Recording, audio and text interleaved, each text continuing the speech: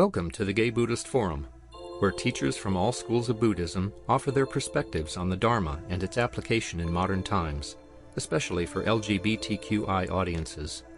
These talks are offered freely to the world and made possible by appreciative listeners. If you would like to support our efforts to share the Dharma with underserved audiences, please visit gaybuddhist.org. There you can donate, find a list of upcoming speakers, or enjoy many hundreds of these recorded talks dating back to 1996.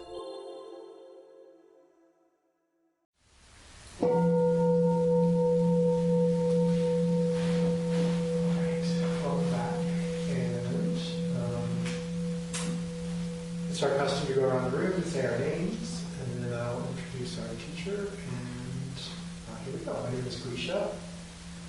My name is Henry. My name is Lonnie. I'm Bob. Alma. Michael. Andrea. Steve. Matthew. I'm Brad. David. My name is Cass. My name is Jeff. Jack. Yoda. Jim. Tony. Tim. Bob. Shinzen. Welcome, everyone. Online or no? Oh, yeah. Online we have John, Richard, Joe, Tyler, Andres, Harley, and Douglas. Welcome to everyone. And your name? Mark. Mark. And welcome to the new folks. Today's teacher is Liên Shutt. She's a priest and lineage holder in the Shinryu Suzuki tradition, born to a Buddhist family in Vietnam. She received her meditation training in insight and Soto Zen traditions in the U.S., Japan, Thailand, and Vietnam. She was founding member of the Buddhists of Color in 1998 and is currently the guiding teacher of Access to Zen, an inclusive anti-oppression sangha and nonprofit in the San Francisco Bay Area. She lives on lonely land, currently called San Francisco, with her partner, exploring waterways and forests as often as they can. And for more information, you can visit accesstozen.org. Great to be here with you all. I'll just say that actually the update is that now I live in West Oakland on Huichin land. Ohlone folks also, but Huichin. All right. So I was born in Vietnam, but I was adopted when I was 8. So today is Mother's Day. And it did remind me of a cross stitch that my adoptive mother had made when I first moved here. That's not true. When I first came back after the monastery and had a place, I found a cross stitch that she had done, and it said, "Let go, let God." So I wanted to talk about that today. So actually, and also in 2014, we actually started Access to Zen. A whole bunch of people took courses with me and wanted to start a group. And then, I just come back from overseas. I still had a flip phone, but anyway, a guy was like, "You gotta have a website," and we decided to call it Access to Zen. So I did these blog posts from A to Z, and this was technically G for God, and that's where I got this. It's okay. Yeah. So this is part from that post. It says, my adoptive mother was an embroiderer. She made this piece years ago, and when she died, I found it among her stuff and kept it, obviously to remember her by. Many years ago, when I was 16 and refused to go with her to the weekly Sunday school and service at our local Presbyterian church over what I thought was hypocritical teachings around the famine in Ethiopia. A story for another post. This is in the 1980s. She started that one. So when I refused to go, she shared that one of her biggest regret in life was that neither I nor my sister or brother became Christians. She was a devout Presbyterian, a deacon, and even taught Bible study classes. soon after her death in 1995, I started to meditate. There was not even a thought at that point of becoming a priest. And then I started in the Insight tradition, and then I went to Tassajara to just work the summer to do a 3-month practice period. I had no intention of becoming a Zen anything, but I'd like to say that the Zen bug, which is a big one, bit me, and so I stayed and ordained, and now I'm empowered in this lineage. So I was saying that I was reminded of that conversation with her, and then causing regret to another is never a good feeling. With all honesty, I never regretted not returning to the church. There were some years of angst about it all, but all in all, it was mild, and so the not returning wasn't so much active resistance, but more lack of resonance. I was at my mother's side for the last week and then minutes of her life, and also for my father's. It seems to me that my mother's dying process was smoother because she had God and her faith to draw upon. It really seemed to comfort her. Let go, let God. So that was the part of the post. So when I was thinking about this, I thought, well, what are we obviously letting go, the part I kept, I thought, oh, that goes with the Buddhist stuff, right? Letting go, we hear about it all the time. And then let God. And remind us your name? Marcus. Marcus, yeah, hi, welcome. So what is that, to let go and let God? And I'm not giving you the Christian version, obviously. It does point me towards, and I was thinking a lot, and actually I'll just start out by saying, okay, take your hand, and when you're upset, what do? You kind of wring your hand, right? Kind of wring your hand. Mm-hmm. And so I also was thinking about the condition of the nation and the world right now. I find myself wringing my hands a lot. Don't you? Like I'm just wringing my hand, right? Oh. And then a lot of time I'm also like, fuck, right? What's going on? I don't get it, but it's all hand wringing. And to me, this is kind of what it's pointing towards. When we're just all tangled up, and just wringing your hand and everything's tight and contracted, really, literally, like physically, then there's something about learning to let go, to stop that. And so letting go from the untangling of overthinking, or thinking too much. Now, we will say, what are we letting go into? And this, the sense of God is, I would say, in terms of Buddhists and Soto Zen in particular, it's about the relative and the absolute. This is our relative world. I think of things like this, I see things like this is happening to me. And, it's all important, mind you.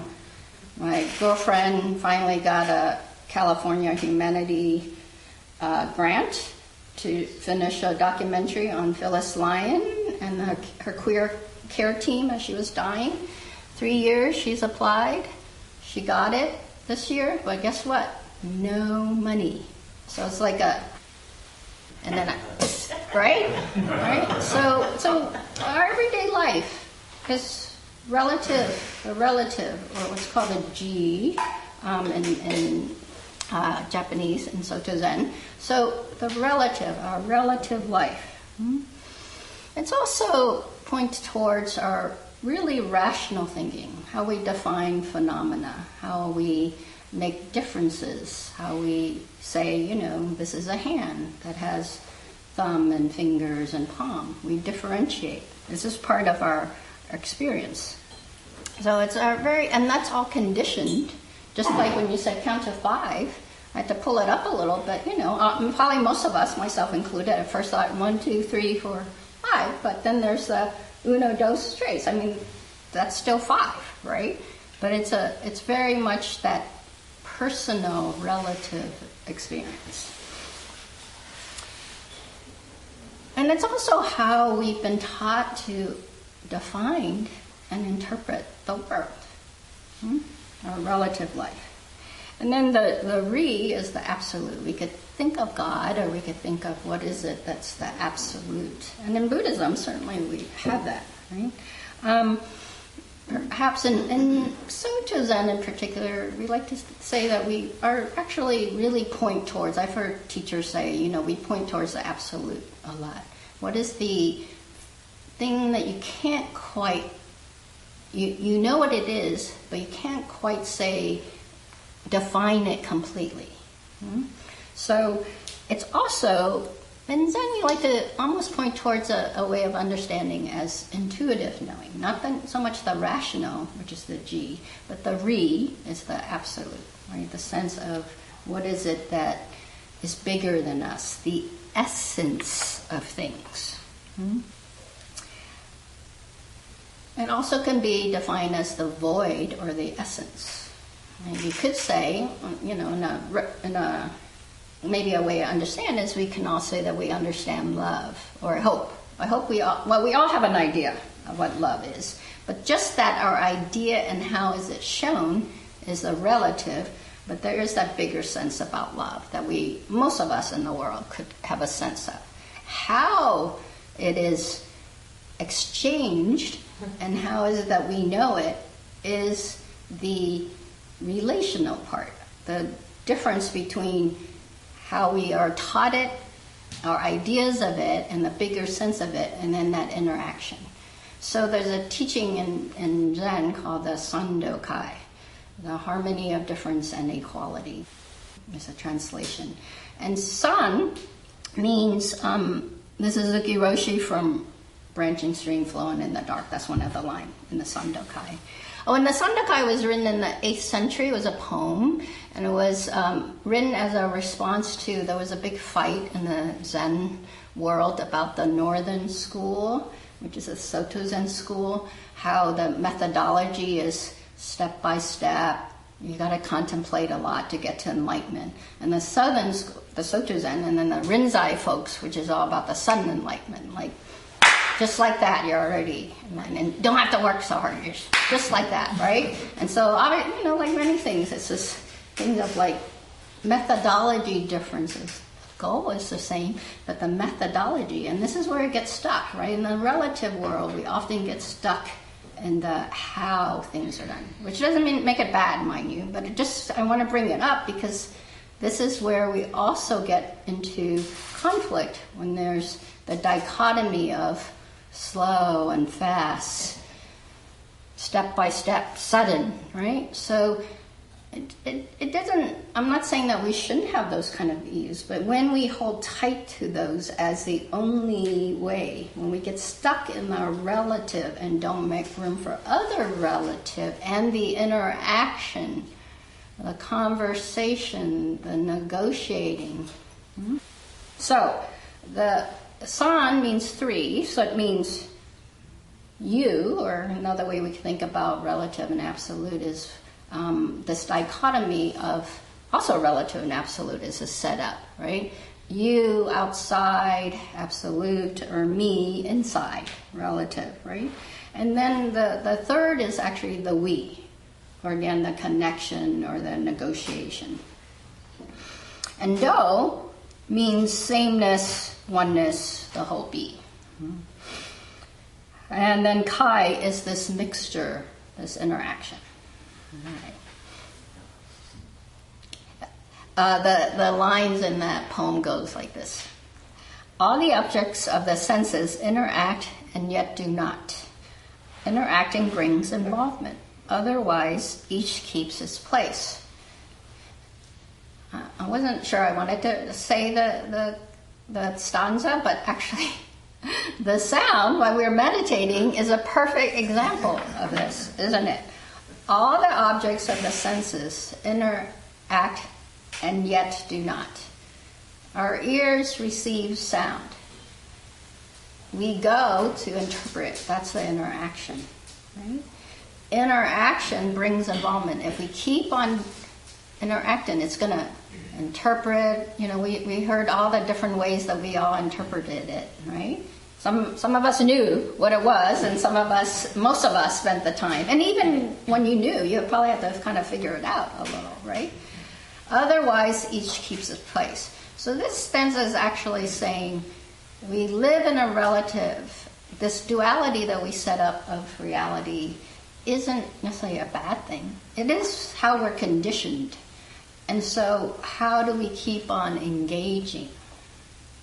That's the practice. Not deciding, oh, it's only me and it's only you, right? It's the continual interaction that is life, that is practice. Now, since we live mostly in the relative world, by that we go through and we interpret everything from this point of view, right? We could have gone into, I could have said, oh, I'm the teacher. That sound really was. In fact, in some ways, Jeff was like, oh, did you bring the sound? Like you all, thought I'm the one who did it. Right? So it's also that, where do we give the power? Another way to understand G and Ri is self-power or other power. Right? And God, for a long time, or in some tradition, is very much about other power. So we also have to be really careful that's, while there is an absolute, our understanding of the absolute is relative. And it's also conditioned how we understand the absolute. Which doesn't mean there isn't an absolute, mind you. It's just that we have to hold that as our understanding of it is limited. Doesn't mean we shouldn't try, or it doesn't mean that we don't know it. This is where the intuitive knowing and resting in that really, you want to strengthen, because there's a knowing. Just like I like to say in retreat, when you have those insights, when you think about it, the content of the insight, you know before, right? Those insights, don't they feel like, oh yeah, I know that. But in retreat, you're just quiet and settle, and you're willing to let that information reverberate in a way that feels more full and absolute, right? Like, oh yeah, this is worthy of my attention and my focus to live by. Nothing new happens in a retreat. How you receive it and how you are open to a new way of interpreting it, or a new way of it resonating in your life. That's what really is happening, in my sense. So a lot of that has to do, how do we let go, right? How do we let go into this, another sense of the absolute, to letting it reveal itself? Notice all these words I use in the meditation, right? For you. And one is that hand-wringing, so that's that entangling of, or looping of the story of what's happening right now to me, or to me as my sense of the world. Doesn't make it wrong, mind you, just to know that it tends to be very loopy. You have a soap opera, you're the star of your soap opera. There are some actors that keep showing up. Their faces might change, but they're still doing the same thing, right? So this is, and we all carry that. And knowing that is important. And then knowing that you could have different episodes, right? Could help, right? And so we want to kind of notice when we're tightening. Again, that hand-wringing, there's a definite kind of tightening. Now, we also want to let go of the dependency on that the thinking will fix everything. So much of our life, I like to also think of it as, we live in this part, and yet most of our body is the whole body. So much more is down here. So bringing that down in some way, literally, like bringing it down and experiencing. This is why so much of our practice, especially insight practice in particular, is very much about sensation-based and noticing literally your senses and what's going on moment by moment, how it's revealing itself. Again, also in your meditation. Now, in Zen we have a mudra. I will say I am now being trained with Gil Fronsdal, who started in Zen and now teaches mostly Vipassana, and I'm getting empowered in him. So I've been doing a lot of insight retreats. So I was like, should I put my hand here? And then I decided to do the Zen mudra. And so this mudra, which felt really great because I've done it for years, right? And this mudra is called the cosmic mudra. And besides having a really nice name, it is, for us, is partly a way to literally have a sense of how your heart and mind is happening. So one, you notice it's a oval shape, not a circle. This is too much effort. This is just the balance between efforting and non-efforting. This kind of relax. It's also over your life force, your chi. That's what it's called, partly why it's called the cosmic mudra.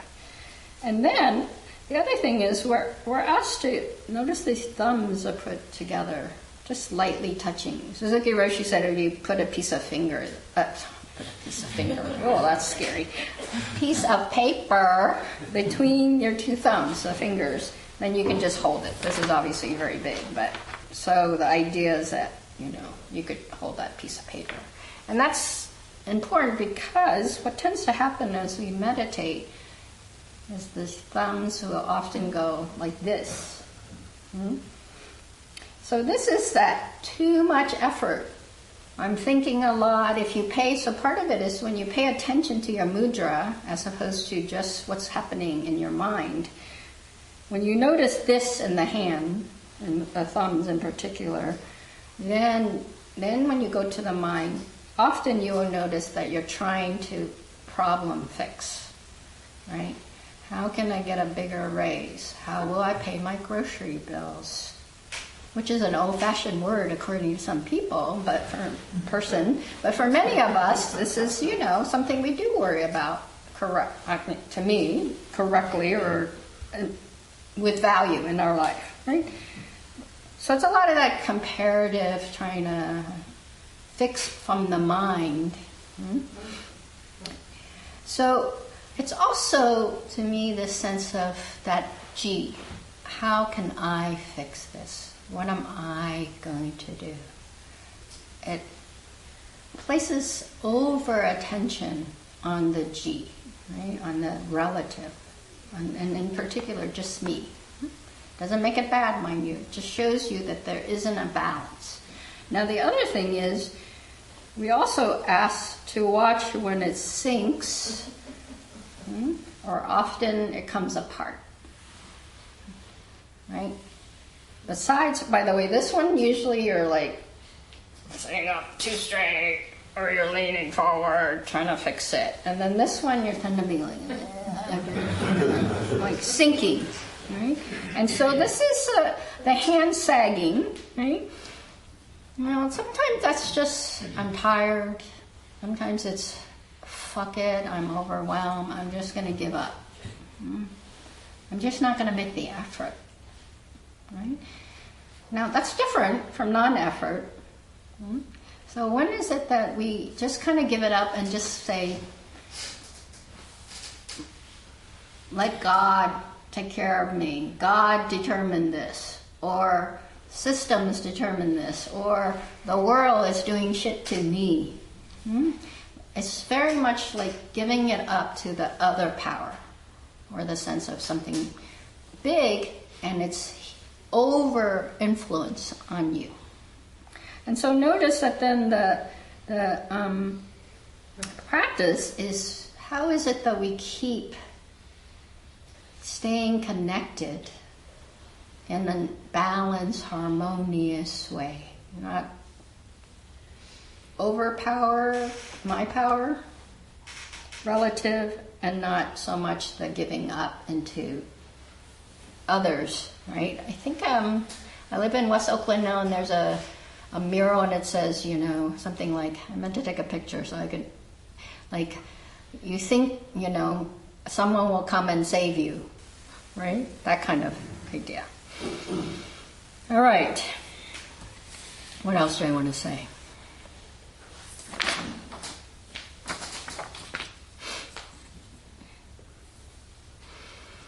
So,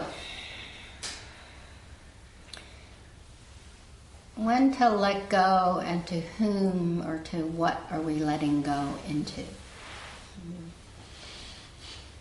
I know that Presbyterians, my experience, is actually one of the more liberal sects of Christianity.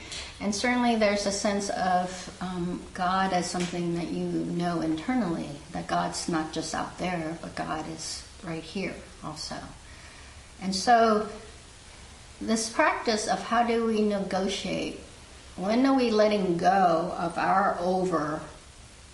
Yes, it does take personal effort, but when do we overly dependent on that or perseverate on that, right? Remember the cause of suffering in Buddhism is the obsessiveness or the perseveration in terms of the Four Noble Truths, right? Of what is happening. Not the thing itself, but the energy, the quality that we're bringing to it. So when we're obsessively doing one like this or this, right, or this, I give up, right? Then, but this like I give up, or I gotta fix this, right? So when do we notice which one that we're right now? It's fine to fix something, but when do you overdo it? It's fine to sometimes say, okay, I can't do this all myself. No? So it's, again, not the thing or the movement or the ideal or just the conditions, but what is our quality of meeting that? And then what is our interaction with that? Is there a sense of a certain kind of balance that we can return to when we've noticed that we've, are not harmonious and we're off balance in one way or another?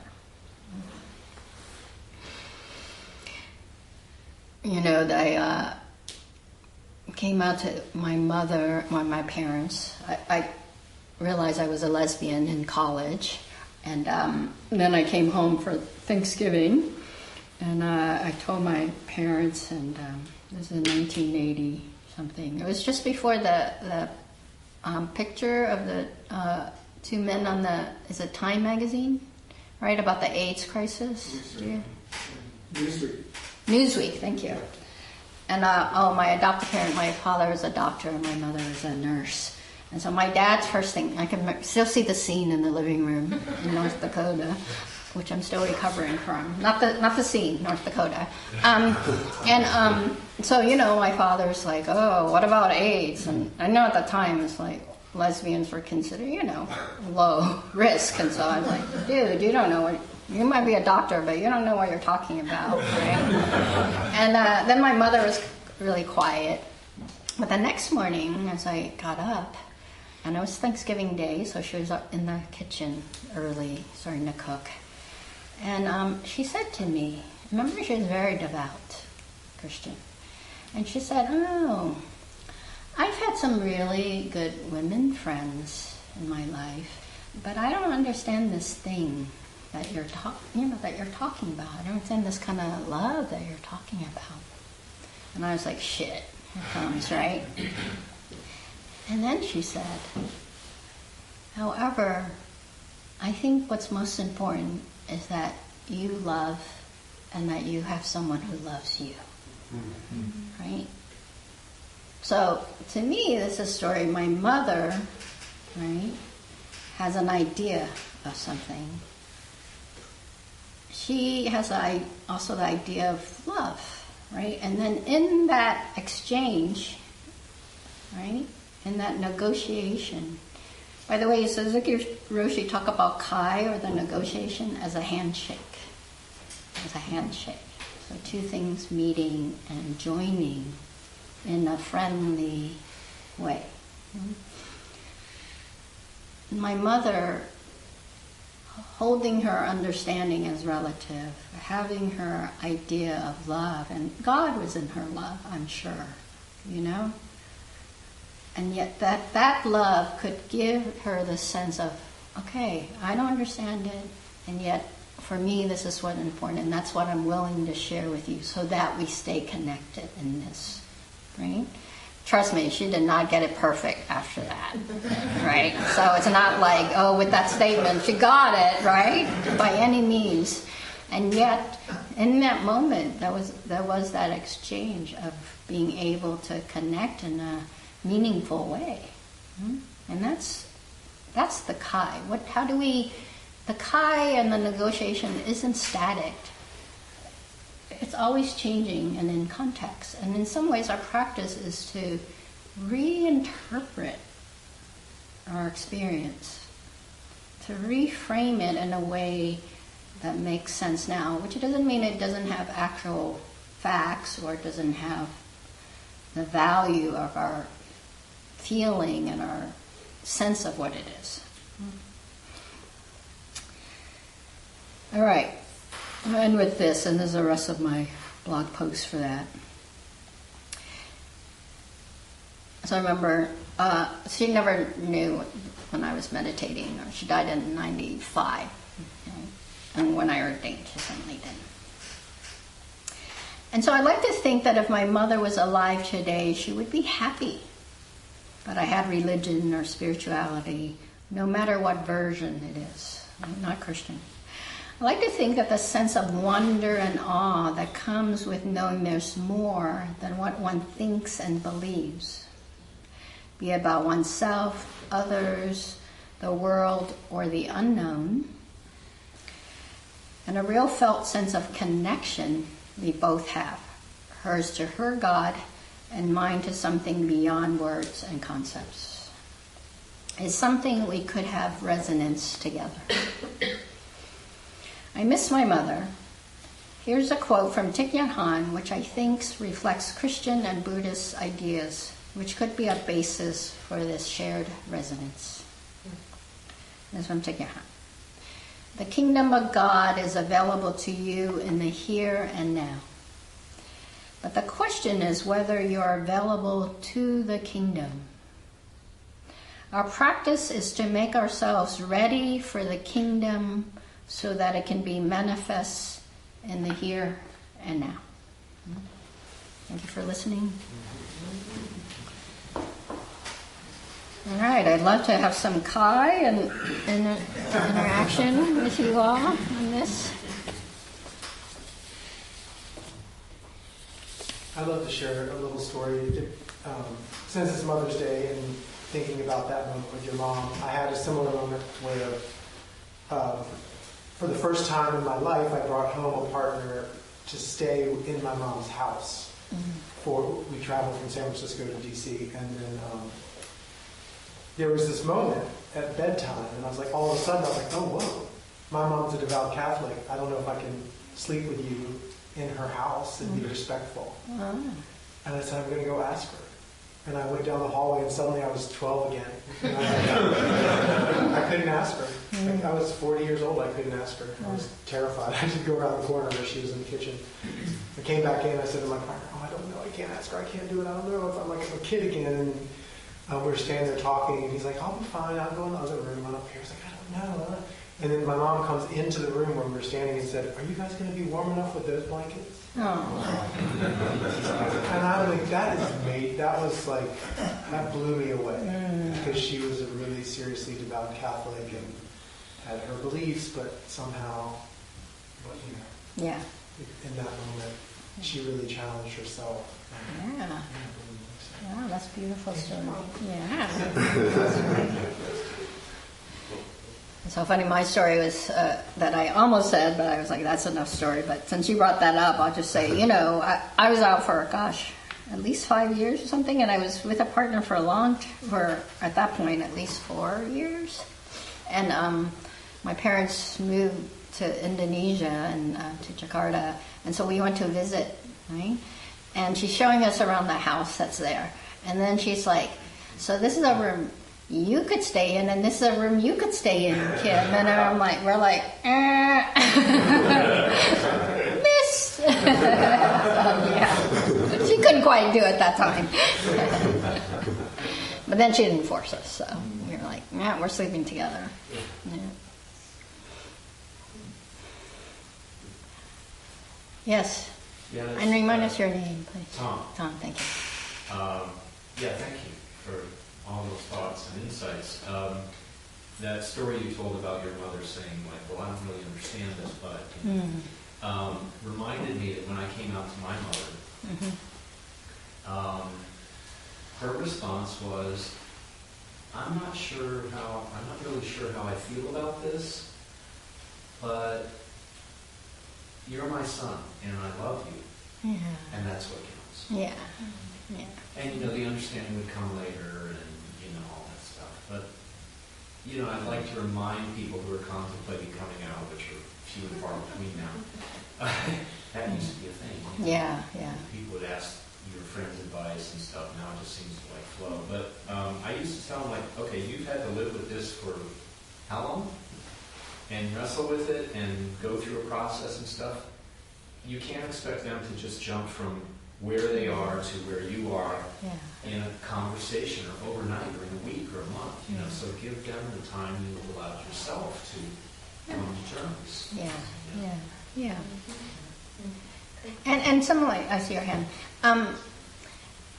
Just to make another point about the G and Re thing. In some ways, what I hear in that story also, at least the way I frame it for myself, is when I meet moments in which I really don't understand and I'm having a hard time getting, if I can somehow have this sense of not just I don't get this, explain it to me, how do I make sense of it, but some sense bigger to be informed by it, or some kind of connection, then I know I tend to be more open to the possibility of staying connected to that person or people who are giving me the information that I'm having a hard time processing. So it's that being able to let go of, I don't get this, to, okay, inform me. And then we work on that together. Yeah. And remind us your name? Oh, David. David, yeah. There's things figured out, and this is just a reflection on what people have been saying so far. And these stories where someone is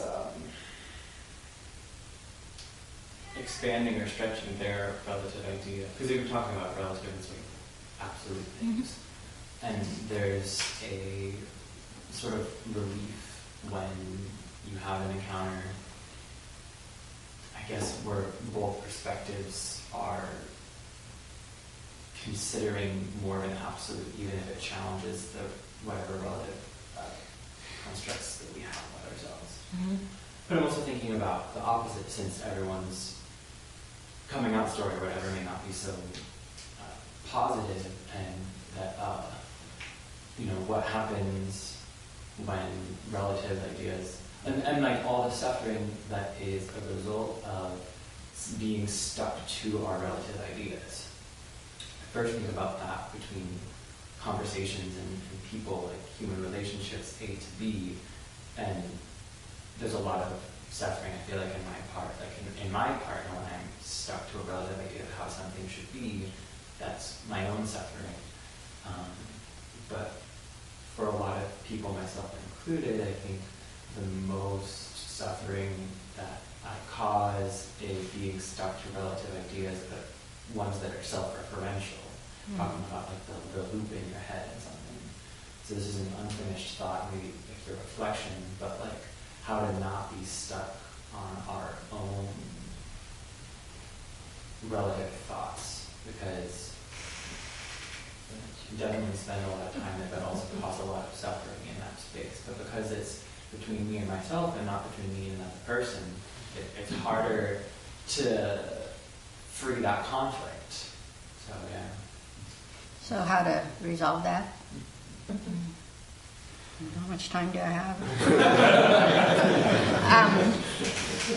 Well, there's a lot of ways to answer that. And one thing I would say is, well, a couple of things I'd say. One is that I think it's a big moment to recognize when, oh yeah, this is just my understanding of things. Right? And then to have that be not as in, and I'm right, and they're wrong, right? But just like, oh yeah, this is just my point of view. And then to also have a space to say, oh, that's just their point of view, right? And so that's one. Two is, so much of our practice is actually to recognize when does that become really tight. In fact, in some ways, that's all our practice for years and years, or days and days, right? Right? Just like in a retreat, the first 3 days are hard because we're just like, it should be like this. I should be like this. I should have done this. The container should be like this. There shouldn't have been any noise, right? I mean, I spent some time, like I'm sitting here thinking, oh, how can I rest in this? But I'm like, they come here every week, don't they? What is that noise? haven't they figured that out, right? Like, and then I heard some walking. I'm like, I hope somebody goes to take care of that, right? So it's you know, like that I, a bit like what you're saying, like I am right or they are wrong. So we want to really be careful about that. And also, however, to have enough sense then to also say, okay, if I really don't understand, to let them reveal themselves to me. And then the other thing I think we forget about is that, and I think this is overly emphasized in practice. Again, in practice, yes. So much of our practice is just to sit here and receive. And so much of that practice, in that learning to receive, is to actually develop what's called a non-judgmental receptivity, right? It's not just to receive and then be onslaught by it.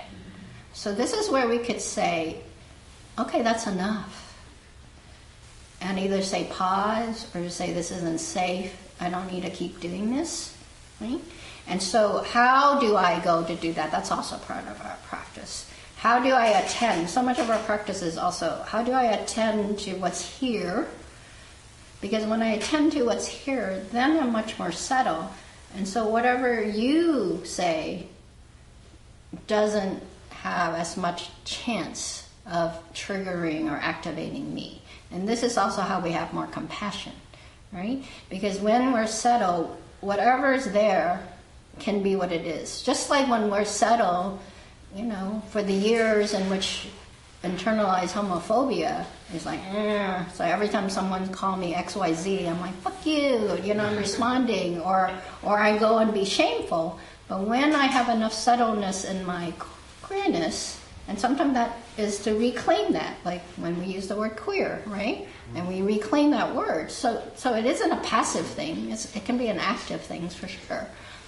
But when we're settled in that, now people call me all sorts of shit, and I'd be like, okay, your ignorance, your problem, not mine, right? So that's also part of it, right? How do we, you know, as Mel Weisman, my Dharma grandfather, likes to say, if you're given a gift, you don't have to accept. They may think it's a gift, telling me how they think about me, but I don't have to accept it. I can say, no, that's yours. And to keep it there. So I think this real sense of that negotiation is in context, and it can mean pausing or even ending, you know. And I think sometimes we have the sense, my sense, and broadly in Buddhism is I have to keep engaging. You know, this is it. I have to be like, blah, and accept everything and just be equanimous. I don't think that's necessary, so. No discernment. That would be without discernment. Yes. Very nice. Mm-hmm. And discernment is negotiable too, by the way. So, yeah. Always, yeah. Yeah. and fundamentally in Buddhism, discernment in some ways is also the point of practice. We're always discerning. When does the G need to be attended to, and when does the Re need to be attended to, and when is that negotiation is what we need to attend to. That's part of the discernment. And that's done by taking in information, learning the Dharma, teachings. That takes reflection, and that reflection also includes interactive kind of reflection practices. And then it takes, in Buddhism, then it takes a meditative quality. So a way of reflecting that is our conditioned way of processing information. And discerning which one is the one we need to practice, strengthening our wisdom, or discernment is certainly part of the practice. Anybody online? Yeah, anyone online?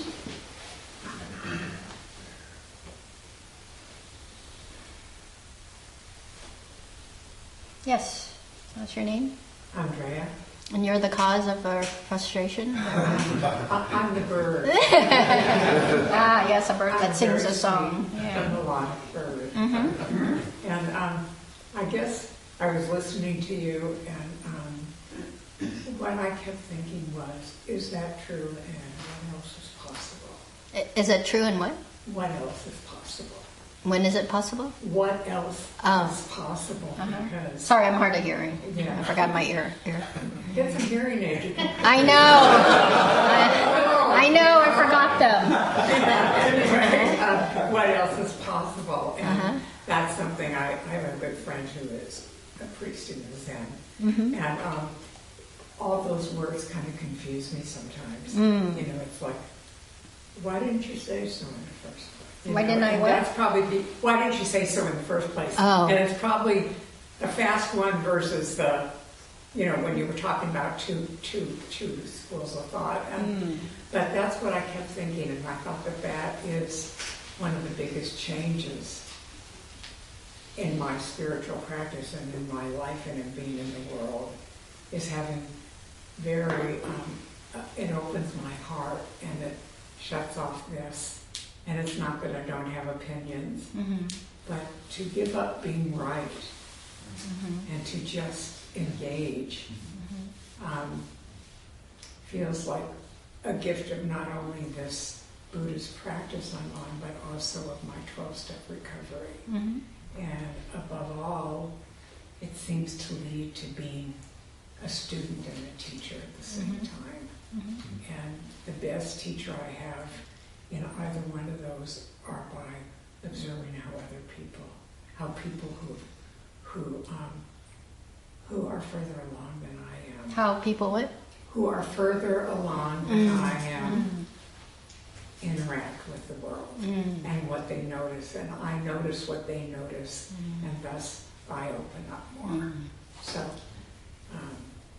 I just wanted to say that was what I got out of your talking. Thank you. Sorry about the bird.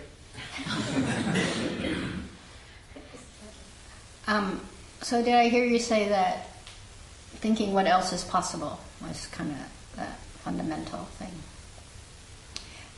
Yeah, I think that could be the answer to your question too. What else is possible? You know, I like one of my definition, I'm not a scholar, definition of emptiness is certainly possibility. Everything's included in possibility. Right? So it's interesting. Jack, what street were we on when we met earlier? Lexington. Oh, so I was like, Bartlett, where's Bartlett? I knew it was between Mission and Valencia, but I thought we were a block that way more, so then I met Jack walking here. And we were outside this house, and it was telling me, you can tell them the history out in the social time, but it was built for, I'll say it briefly, or you say it briefly. For working class people. In the 19th century, San Francisco was expanding so quickly that working class people had much higher incomes and could actually afford small houses at home, which was unusual for that class. And so that's what we still have on those streets. Yeah. And we were outside this house that had, not quite neon, but those lights that spelled out hope. And I took a picture because I was thinking, oh, it's like a doorway, right? You enter through a doorway of hope. And what is hope except for some sense of faith in possibilities? That things are different than what conceive of them right now. Certainly. And yet we also don't want to just give in to hope as like a fluffy thing. We have to put some active doing and strategies and stuff towards what we hope for. But yeah. Yeah, and in some ways that's our practice. We keep opening up the possibilities. Yes. Tell us your name. My name is Jim. It just occurred to me how, not just to me, but how unexpected, and talk about possibilities, that the new Pope is American and was a street priest in South America. Completely unexpected. And yet there's a revolution in that. Anyway, in terms of hope, the universe is endlessly possible, and we don't know what's going to happen next. And anyway, I feel it's almost like a blessings of all the great mothers on the planet that we have a kind man in such an important position. Yeah, and it's interesting because while he's from here, he never spoke English, right, when he first came out. And then also they consider him, what's the term that they've been using? A man of the world, in the sense of that, he's lived in Peru and very much of a... I think someone said, it's not the passport, it's the person. Yeah, about him. We should wrap up. Yes. All right. Thank you. Okay, you guys have a dedication of marriage? We could use yours or ours, but first we have to do announcements. Oh, all right, announcement. And then I'll make yours, so let's do yours. Yeah, please stay and enjoy the company of the sangha. There are refreshments and hot tea. Please use the cup and just push it into the sink and I'll take care of it. You're done. I'll be going around with the honor roll to accept contributions to cover our expenses. Your generosity is appreciated. Donations in the range of $10 to $20 help the Sangha meet its expenses. These include honorary for our Dharma speakers, reno's beautiful center. We're starting back with monthly dinners with Larkin Street Youth Services and our quarterly newsletter, which is mailed mostly to people with prison and help with our retreats. There's a newcomer sign-up sheet on the Videnza. If you wish to be included and receive our Sangha membership directory, please sign up and include your contact information you wish to share with the group. Some members go out for lunch after the meeting. Everyone is welcome to join. The group meets in the front door around 12:30. Any other announcements? Okay, next week is Ian Chalice as our teacher, so just the bio's on the website, and hope you come again next week. So yeah, it's time to gather for our dedication of merit. Do you have one that you'd like to offer? I like yours. Use ours. Yeah.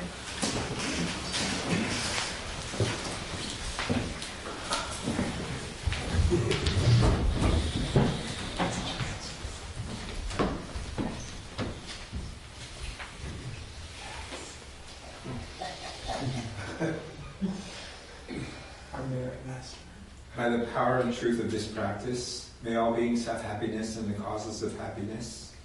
May all be free from sorrow and the causes of sorrow. May all never be separated from the sacred happiness which is without sorrow.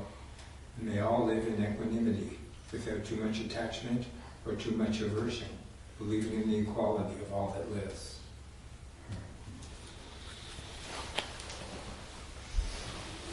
Thank you. Thank you, everyone.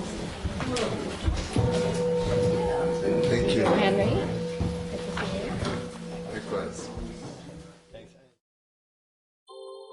Thank you for listening to the Gay Buddhist Forum. If you would like to hear several new talks per month and be notified of upcoming speakers so you can participate live, please subscribe to this podcast, like us on Facebook, and join our mailing list by visiting gaybuddhist.org.